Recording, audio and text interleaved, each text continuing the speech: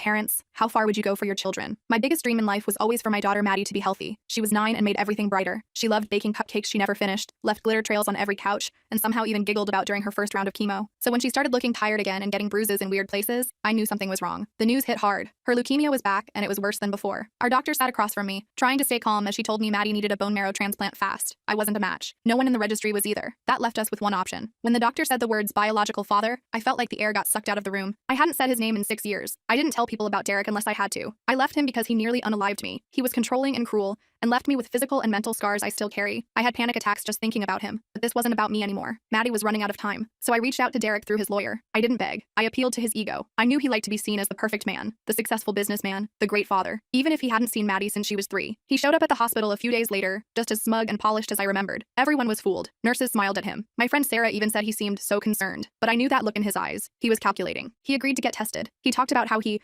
just wanted to do right by Maddie. He even brought a giant stuffed unicorn and said he hoped they could start over. And of course, he was a match. I cried when I found out, and not just because we had a donor. I knew what he was going to do with that information. Sure enough, he started making demands. He wanted bonding time, wanted Maddie to come stay at his new place once she recovered. He talked about his private chef and indoor pool, told me maybe Maddie would be better off with him. She didn't remember him. She just saw a man who brought her presents and made her laugh, and I didn't want to poison her view of her father. I didn't want to be the bitter mom, so I set boundaries. Only visits at the hospital, only with me or a nurse present. He smiled and agreed, but then he slowly started pushing the line, asking for time alone, whispering things to Maddie that I couldn't hear. One night, I completely broke down in the doctor's office. I told her everything, the abuse, the threats, the way he isolated me. I hadn't talked about it in years. Saying it all out loud made me feel like I was splitting open. The doctor didn't judge. She listened. Then she put security on alert and connected me with a survivors group. It was the first time I felt like someone truly had my back, but Derek wasn't done. The night before the transplant, I was leaving the hospital parking garage when I saw him waiting by my car. He cornered me, said I needed to start cooperating if I didn't want things to get ugly, that he could take Maddie away from me if he wanted. I was shaking so badly I could barely hold my keys. What he didn't know was that the camera above the garage entrance caught everything. The next morning was the procedure, but he didn't show. Maddie was prepped and waiting, but Derek was nowhere to be found. I called but got no response. Hours passed. Maddie kept asking where he was and I didn't know what to say. I was scared, angry, running out of hope. But then he walked in like nothing happened. He didn't even apologize. He just handed me a folder with custody papers, said he wouldn't donate unless I signed them. I stood there with those papers in one hand and my phone in the other. I told him I'd sign. I knew signing anything outside of court wouldn't mean much legally, but I needed to get her into that operating room. I also hit record on my phone and kept it running. I got every word of his threat. The transplant went ahead. Maddie started recovering. Derek started acting like he owned the place. He told Maddie he was going to have a room built just for her, told her he'd be picking her up soon. But I had a lawyer now. I had evidence. It took a week of calls and meetings and filing emergency motions, but my lawyer pulled it together, just in time. When he showed up for his first scheduled visit, security stopped him at the door and handed him the papers. I stood behind the glass wall outside Maddie's room and watched as he lost it. He yelled. He cursed. He looked nothing like the charming man he pretended to be. Maddie heard the noise and peeked out of her room. She saw his face, saw how fast the smile disappeared. Her little hand reached for mine and she asked, "Why is Daddy so mad?" I didn't answer right away. I just held her. Later that night, after everything calmed down, she looked at me and said, "I don't want to go with him. He scared me."